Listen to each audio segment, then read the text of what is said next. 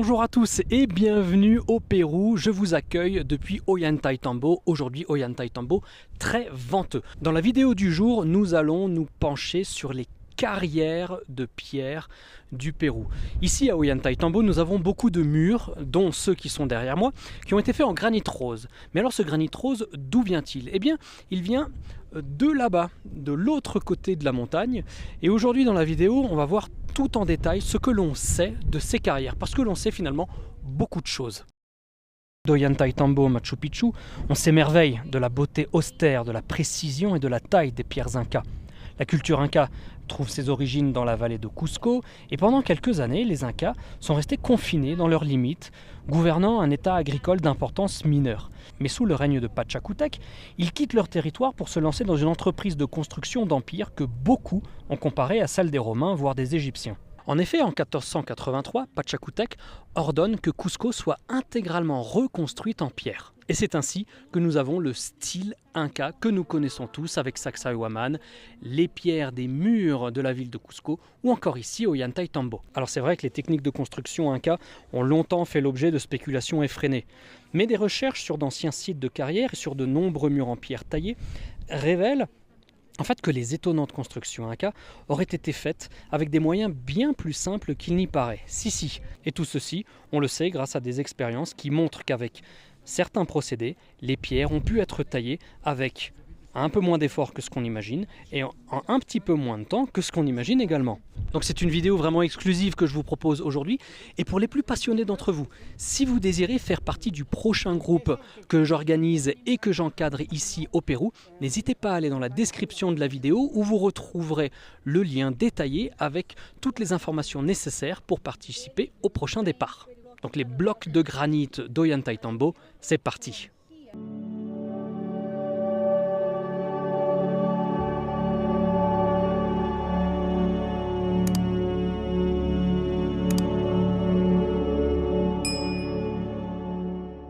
À son apogée, à l'époque de la conquête espagnole, l'empire inca s'étendait du Chili au sud jusqu'à l'équateur au nord. La comparaison des Incas avec les Romains n'est pas anodine. Elle repose non seulement sur la taille de leur empire et les exploits militaires par lesquels ils l'ont conquis, mais aussi sur le programme de construction massif qu'ils ont mené à bien. Les constructeurs incas ont utilisé une grande variété de moyens pour édifier leur architecture. Ils étaient très versés dans la construction et l'utilisation de murs en adobe, de murs en pierre liés par la boue et surtout de murs secs en pierre taillée. C'est dans ce dernier domaine qu'ils ont excellé et atteint des niveaux de perfection incomparables. Les murs en pierre taillée étaient souvent de dimensions cyclopéennes et étaient assemblés non seulement sans ciment, mais avec une précision qui atteignait souvent le millimètre. L'artisanat des tailleurs de pierres incas ne se limitait pas aux aspects techniques. L'attrait esthétique de leur travail était lui aussi évident dans les géométries des joints et la variété des textures des murs. Comment les tailleurs de pierre incas, qui ne disposaient pas d'outils en fer et ne connaissaient pas la roue, ont-ils taillé et ajusté les pierres avant d'ériger les murs qui font l'objet de tant d'admiration? Ce problème peut être formulé plus succinctement, avec des questions sur les opérations suivantes. Tout d'abord, l'extraction. Quel type de pierre les Incas ont-ils sélectionné? Comment et avec quels outils les ont-ils extraites? Ensuite, la taille et le dressage. Comment et avec quels outils ces opérations ont-elles été réalisées et à quels endroits? Ensuite, la pose et l'assemblage. Quelles techniques et quels appareils les Incas ont-ils utilisés pour réaliser l'assemblage de ces pierres? Et enfin, la manutention et le transport. Comment et avec quels appareils les Incas transportaient-ils et soulevaient-ils les pierres de construction? Je vous rassure, nous allons traiter les choses de manière chronologique, d'un point de vue logistique. Donc on va d'abord s'atteler à l'extraction, puis la taille, et en fin de vidéo, donc un petit peu de patience, mais ça va venir, vous allez voir, c'est assez extraordinaire. En fin de vidéo, on va s'atteler à la pose, dans quel ordre et comment les blocs étaient posés pour pouvoir façonner ces murs cyclopéens extraordinaires que l'on retrouve à Ollantaytambo, à Sacsayhuaman ou dans la ville de Cusco tout simplement. Sur la base des recherches de Jean-Pierre Protzen dans la région de Cusco, on peut apporter des réponses aux 3 premières opérations. Ces recherches ont consisté à analyser de nombreux murs incas, à Cusco et dans ses environs, ainsi qu'à visiter plusieurs sites d'anciennes carrières. Une attention toute particulière a été accordée aux carrières d'où les Incas ont extrait les pierres utilisées dans la construction de Ollantaytambo et Cusco.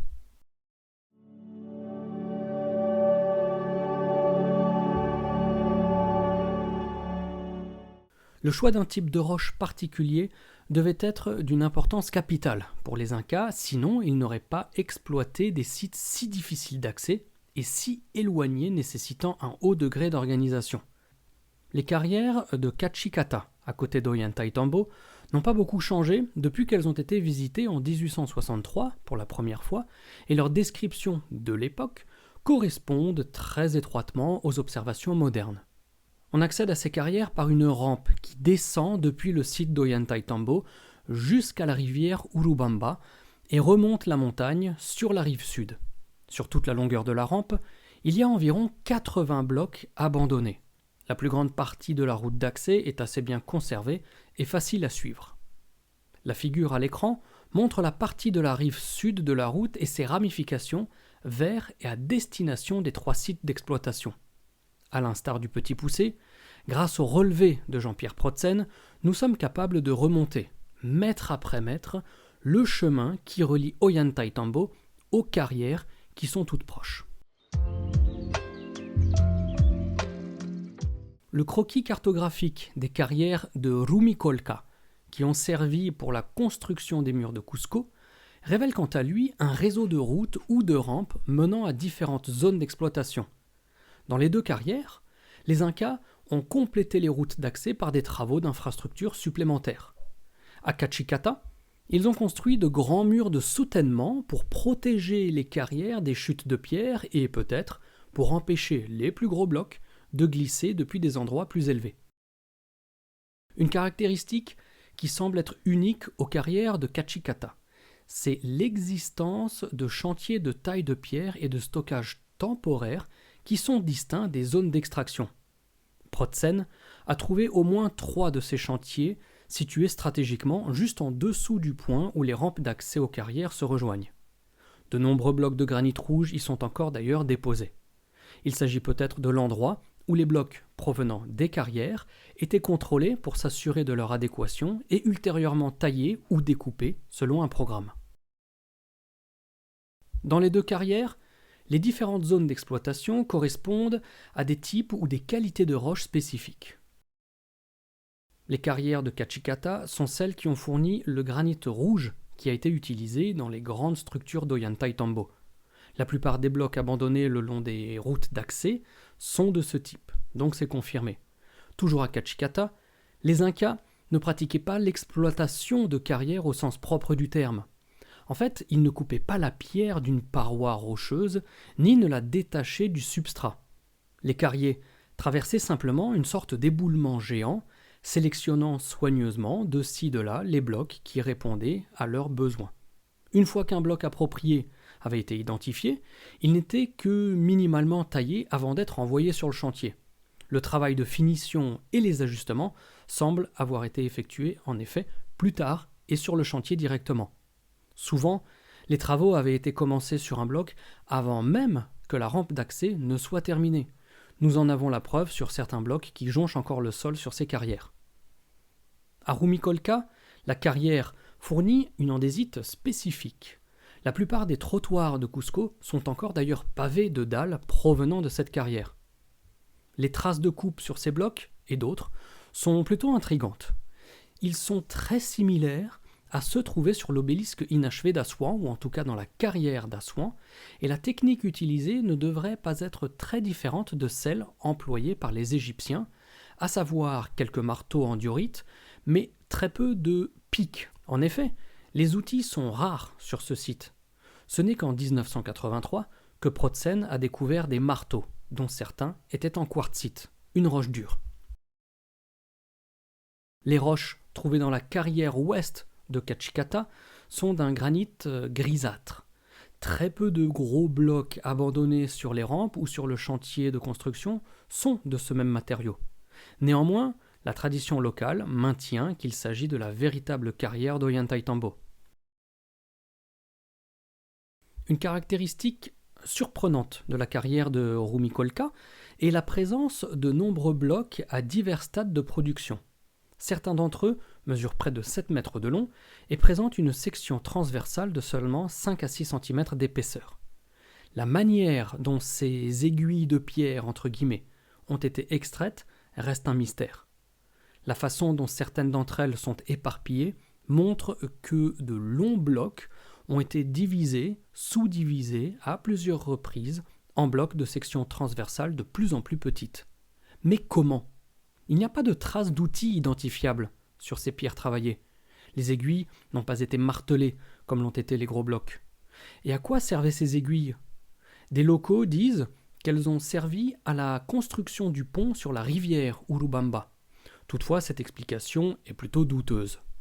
Curieusement, à Ollantaytambo, il n'y a aucune aiguille de ce type qui serait abandonnée sur les rampes menant des carrières au chantier de construction. Les seuls blocs d'Ollantaytambo qui correspondent à cette description sont les linteaux à l'entrée de la forteresse. À Rumiccolca, contrairement à Cacicata, on rencontre une exploitation au sens propre. La roche est directement cassée du substrat ou extraite. La zone est encore largement exploitée aujourd'hui, de sorte qu'une grande partie des traces d'activité anciennes ont malheureusement été effacées. À Rumiccolca toujours, il y a une fosse préservée dans une zone inaccessible et qui ne montre pratiquement aucune trace d'activité d'extraction moderne. La fosse mesure environ 100 mètres de long, 60 de large et entre 15 et 20 mètres de profondeur. La caractéristique remarquable de cette fosse est la présence d'environ 250 pierres taillées, finies et prêtes à être expédiées, réparties autour de 4 zones d'extraction principales. La fosse produit 3 qualités de roches distinctes. Tout d'abord, il y a une couche de roche plus grosse, un matériau qui semble correspondre à celui utilisé dans la maçonnerie à petite échelle de Cusco. Juste en dessous, se trouve une couche de roche gris clair ou brune. Cette roche est considérablement plus dense et très fracturée. La couche inférieure comprend la meilleure pierre, la plus dense, en gros morceaux et d'une belle couleur gris foncé. L'extraction de cette pierre ne pose pas de problème majeur.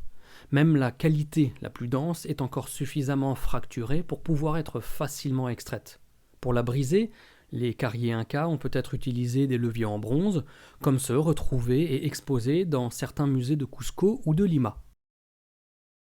Il existe à Rumiccolca de nombreuses illustrations de la manière dont les pierres ont été séparées de la roche naturelle.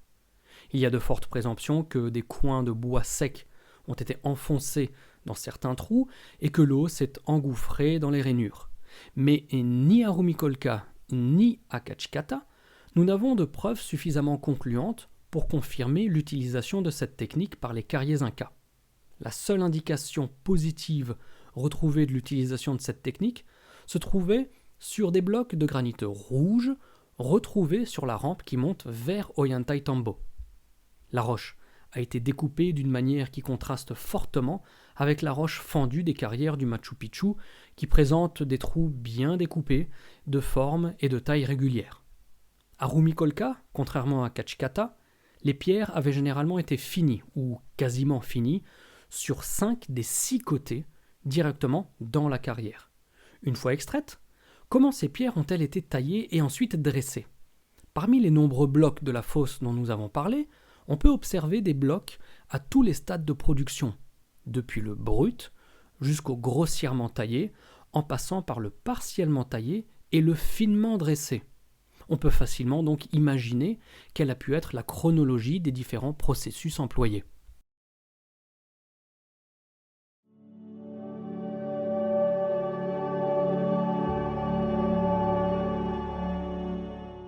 Lors des différentes missions de Protzen et ses équipes, ont été trouvés suffisamment d'outils sur les sites pour être tout à fait certains des techniques utilisées dans le processus de coupe et de taille. Aussi surprenant que cela puisse paraître, les outils étaient de simples galets de rivière utilisés comme marteaux. Ils ont par exemple été trouvés en très grand nombre, dispersés en vrac autour des éclats d'andésite. À Rumikolka, pas moins de 68 outils ont été retrouvés. Les marteaux ont été facilement identifiés car ils sont étrangers au site, tant par leur forme que par leurs caractéristiques pétrologiques. Quelques-uns sont en quartzite pur, d'autres en granit et certains en basalte. Leur poids varie de quelques centaines de grammes à 8 kilos. Leur dureté est comparable à celle de l'andésite sur laquelle les marteaux ont été utilisés, mais ces marteaux sont plus résistants que l'andésite qui, en raison du refroidissement différentiel lors de sa formation il y a des millions d'années, elle se brise beaucoup plus facilement lors d'impact. La provenance des marteaux est très probablement la ville voisine, à Vilcanota. On trouve également de grandes quantités de galets de rivière sur le côté nord-ouest des carrières d'Ollantaytambo. Le plus gros des marteaux a été utilisé pour briser et équarrir les blocs de la carrière. Le fait que la technique de l'éclatement ait été utilisée pour le façonnage est évident lorsqu'on observe les cicatrices sur les blocs réels. La finition a été réalisée à l'aide de marteaux de poids moyen pour couper les surfaces ainsi qu'ébaucher et finir les bords de manière beaucoup plus précise.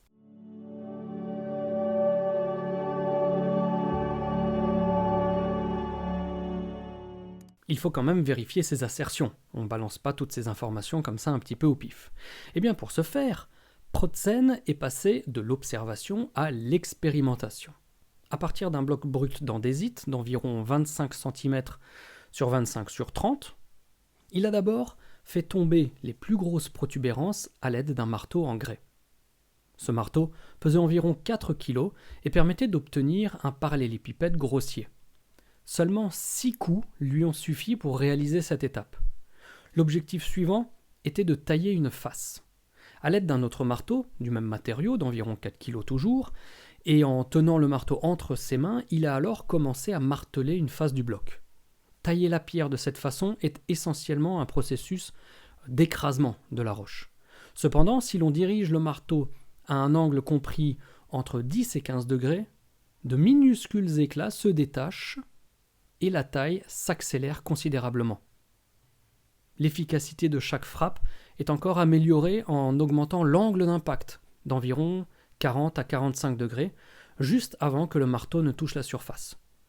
La mécanique de ce processus s'explique facilement. En fait, lorsque le marteau est dirigé verticalement sur la surface, toute la force de la frappe est convertie en compression qui écrase la roche, ou au pire peut même la fendre, ce qui peut s'avérer problématique. Mais dès que la direction de la frappe dévie de la verticale, la force se diffuse. Plus l'angle d'impact est grand, plus le cisaillement est important. C'est la composante de cisaillement de la force qui arrache les petits éclats. Aussi, on pourrait penser que manier un marteau de 4 kg pendant une période prolongée serait un travail très fatigant. Cependant, il n'est pas nécessaire de soutenir l'intégralité du marteau pendant son utilisation. En profitant de la gravité et de la masse propre de l'outil, on peut simplement le laisser tomber sur la surface à travailler en le suivant des deux mains. De plus, sur l'andésite, le marteau rebondit d'1 centimètre ou 2 et peut être repris directement dans les mains. Le tailleur de pierre peut alors diriger le marteau vers le prochain endroit qu'il veut frapper, le laisser tomber, le rattraper et ainsi de suite. S'il a envie de travailler plus vite, il peut à chaque prise donner une nouvelle impulsion au marteau. Même dans ce cas, l'effort impliqué dans le martelage par chute est plutôt faible. Le travail du bloc brut jusqu'au stade de la face dégrossie n'a pris à Jean-Pierre Protzen que 20 minutes. Lorsqu'une face d'un bloc a été coupée, le bloc ne peut pas être simplement retourné pour couper la face suivante. Le gros marteau risquerait d'ébrécher de gros éclats près des bords. Pour contourner cet écueil, le bord doit d'abord être ébauché avec un petit marteau et avec des coups rasants à distance du bord. Ce n'est qu'une fois le bord ébauché que l'on peut revenir à la technique de taille d'une face. Pour dessiner les bords du bloc expérimental, Protzen a utilisé un marteau d'environ 560 grammes. Avec des marteaux de ce poids, la gravité ne peut pas être utilisée efficacement et la nature du coup n'est pas à l'avantage du rebond. Le marteau doit être tenu fermement pendant le martelage et la force du coup correspond à la force avec laquelle le maçon enfonce le marteau. Pour éviter la douleur et d'éventuelles blessures ultérieures, le marteau doit être tenu avec la paume de la main parallèle à la direction du coup. Après avoir dessiné les bords, Protzen a habillé les deux autres faces. Quand on dit habiller, en fait, c'est les tailler de manière un petit peu plus précise, en essayant quelques autres marteaux pesant entre 3,5 et 4 kg. Ces marteaux n'ont pas donné les mêmes résultats. L'un d'eux, mal équilibré, rebondissait à des angles imprévisibles et était très difficile à contrôler. D'autres ne rebondissaient tout simplement pas assez pour être utilisés sans effort. Néanmoins, le dressage de 3 côtés et la découpe de 5 bords ne lui ont pas pris plus de 90 minutes. C'est vraiment exceptionnel. Donc les expériences montrent que les pierres peuvent être extraites et taillées avec des outils simples, avec peu d'efforts et en très peu de temps. Est-ce ainsi que travaillaient les tailleurs de pierre incas ? Les preuves physiques qu'ils utilisaient des techniques proches de celles développées dans l'expérience de Protzen sont abondantes. Des marques similaires à celles obtenues sur le bloc d'andésite de Rumiccolca se trouvent sur tous les murs incas, quel que soit le type de roche. Sur le calcaire, les marques montrent une décoloration blanchâtre. Ces taches blanches sont le résultat d'une métamorphose partielle du calcaire produite par la chaleur générée par l'impact du marteau. Dans chacun des cas, les marques sont plus fines à mesure qu'on se rapproche des joints, alors qu'au centre de la pierre, elles sont plus grossières, suggérant l'utilisation de marteaux plus petits pour effectivement travailler les bords. Si les pierres trouvées par Protzen ont effectivement servi de marteau, il devrait y avoir des signes d'usure, non seulement sur les marteaux eux-mêmes, mais aussi sur le sol, sous forme d'éclats ou de copeaux. Pour vérifier ceci, on va toujours tout vérifier, il a délimité une zone de 2 mètres sur 2 et a passé le tout au peigne fin. Il a alors retrouvé des débris de surface et des éclats d'andésite. En tout, ce sont 43 éclats qui correspondent tous pétrologiquement aux percuteurs retrouvés sur les carrières. Il n'y a donc plus de doute. Son seul doute sur la technique de martelage concernait les bords concaves. Comment pouvait-on marteler des angles concaves ? À Rumiccolca, il a trouvé un petit outil allongé qui a dissipé ses réserves. Cet outil fin, en quartzite, pierre dure, a été utilisé comme marteau car il présente des traces d'usure sur les extrémités. La technique du martelage est rapportée par au moins une source documentaire. Garcilaso de la Vega, chroniqueur du XVIe et XVIIe siècle, a écrit ceci. Il n'avait pas d'autres outils pour travailler les pierres que des pierres noires avec lesquelles il façonnait les roches en les martelant plutôt qu'en les coupant. Bien qu'il ne fasse aucun doute que la technique du martelage était la méthode prédominante de façonnage de la pierre inca, il existe des preuves que les tailleurs de pierre connaissaient d'autres techniques du travail de la roche. Par exemple, de nombreux blocs de construction d'Ollantaytambo présentent en effet des faces et des bords très lisses, très polis, tandis que le reste des faces présente des marques familières que nous venons de décrire. Ce polissage a peut-être été obtenu avec des barres de pierre ponce dont Protzen a trouvé quelques fragments. Dans un secteur d'Ollantaytambo, il y a un bloc de pierre qui semble avoir été scié. En fait, la pierre n'a pas été taillée du tout. La prétendue coupe à la scie n'est qu'une veine de quartz qui a été partiellement altérée par les intempéries. Cependant, à quelques centaines de mètres de cette pierre, à l'endroit connu sous le nom de Incamisana, il existe un certain nombre de coupes authentiques. Ces coupes sont le résultat de l'abrasion, non de l'écrasement ou du martelage. Elles ont peut-être été faites avec une sorte de scie ou de lime. Les coupes sont en fait composées de 2 canaux plus petits avec une fine crête entre eux qui a été cassée. En dehors des relevés de Protzen, vous me pardonnerez, j'en suis sûr, il n'existe quasiment pas d'illustration de ces endroits reclus ou actuellement inaccessibles. À Ollantaytambo, il existe de bons exemples de pierres polies. Comme mentionné précédemment, la plupart des blocs de granit rouge qui traînent présentent des zones de poli très abouties. Cela indique que les marques sur la pierre en question ne résultaient pas d'un polissage, mais plutôt d'une forme de sciage. Il existe d'autres preuves sur tout le territoire exploré par Protzen qui montrent que les Incas sciaient parfois les pierres. Mais on ne sait pas encore quels outils ils auraient pu utiliser pour cela, car les restes sur les sites nous manquent.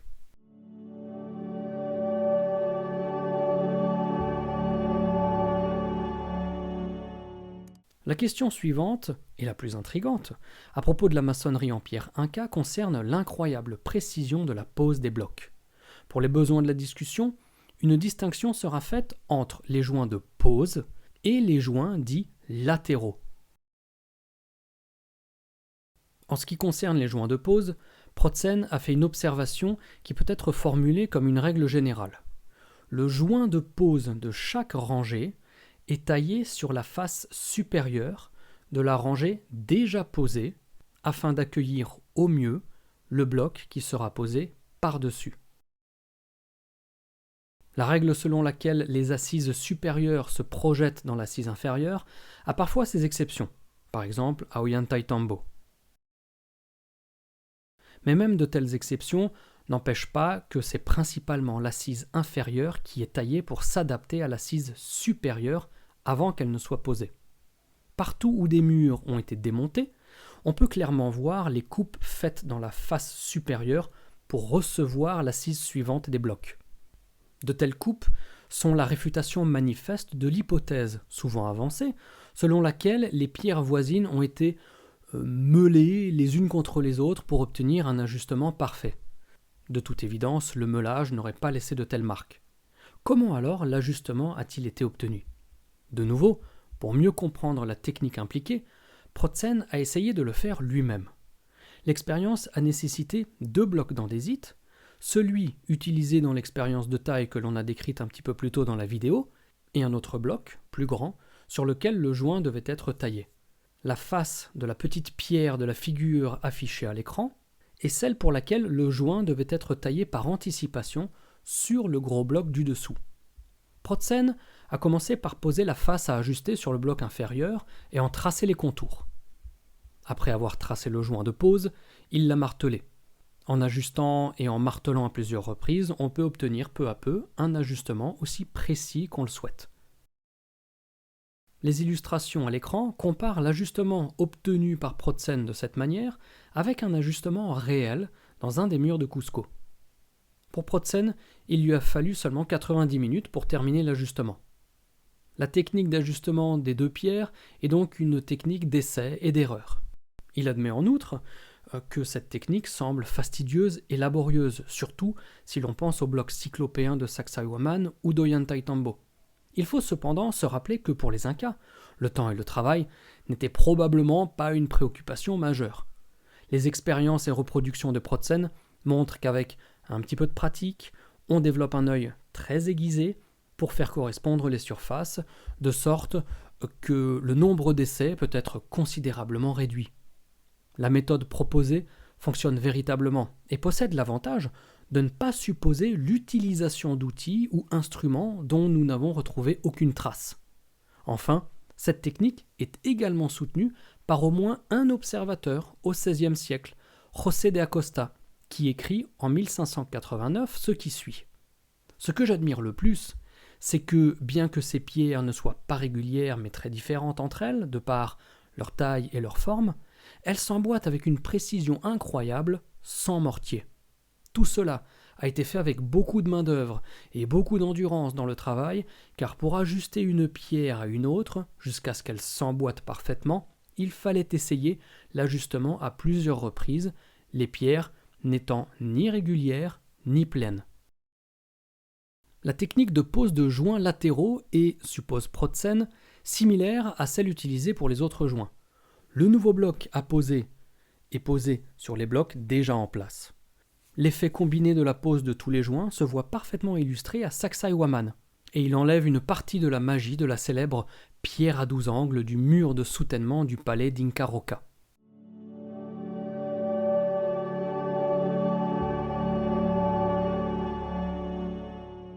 La question de la pose latérale soulève quelques questions sur la séquence dans laquelle les blocs ont été posés. La séquence devient certainement critique dans la maçonnerie à appareils irréguliers, comme sur tous les murs incas. Pour étudier les séquences de pose, Protzen s'est penché une fois de plus sur l'un des murs de Sacsayhuaman.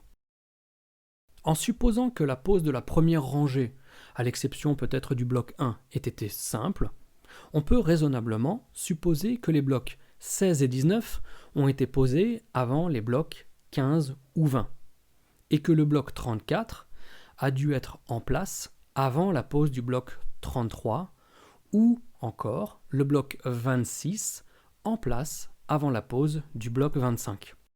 En examinant en détail la deuxième rangée, c'est-à-dire les blocs 16 à 19, le bloc 19 a dû s'adapter d'abord au bloc 10, puis au bloc 20.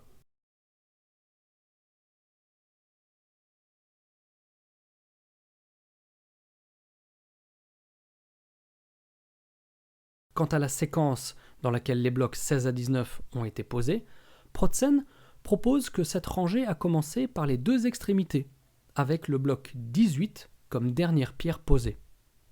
Protzen pense que certaines clés de voûte, entre guillemets, ont également été introduites par l'avant, car une ouverture a été découverte dans le deuxième rempart de Sacsayhuaman. Étant donné que la largeur de cette ouverture laissée par une pierre manquante est plus grande au bas qu'au sommet, ce bloc a dû être introduit par l'avant du mur. Chacune des assises de ces murs s'avère avoir un bloc qui peut raisonnablement être considéré comme une telle clé de voûte. Les blocs 15, par exemple, 30, 35 et peut-être 25 et 28. L'assise formée par les blocs 20 à 57 n'a quant à elle pas de clé de voûte, car elle n'en avait pas besoin en fait. Le bloc 57 est une pierre angulaire qui pourrait facilement être mise en place au dernier moment. De son côté, la pierre angulaire numéro 1 a probablement été érigée après la mise en place des blocs 2 et 11. Pour plusieurs raisons, ces conclusions sur les séquences de pose ne sont pas censées être définitives. Tout d'abord, il est nécessaire d'analyser plus de murs, un seul mur ne constituant tout simplement pas un échantillon suffisant. Toutefois, il faut reconnaître le génie de Protzen en comprenant l'ordre de pose des blocs. Aussi, et peut-être le plus important, des conclusions définitives sur les séquences de pose ne peuvent être tirées qu'après avoir mené des études de mouvement minutieuses sur l'espace disponible et les degrés de liberté laissés pour déplacer les blocs et les mettre en place. Ce dernier problème, et non des moindres, amène à une série de nouvelles questions concernant la manutention et le transport des pierres durant l'Empire Inca. Nouvelles questions que nous garderons, vous et moi, pour une prochaine publication sur la chaîne. Voilà les amis, j'espère que cette vidéo vous a plu. Merci beaucoup de l'avoir regardée jusqu'au bout. Et d'ici à ce qu'on se retrouve sur la chaîne pour de nouvelles réjouissances tournées directement au Pérou, portez-vous bien et surtout n'oubliez pas de garder la passion. Ciao ciao.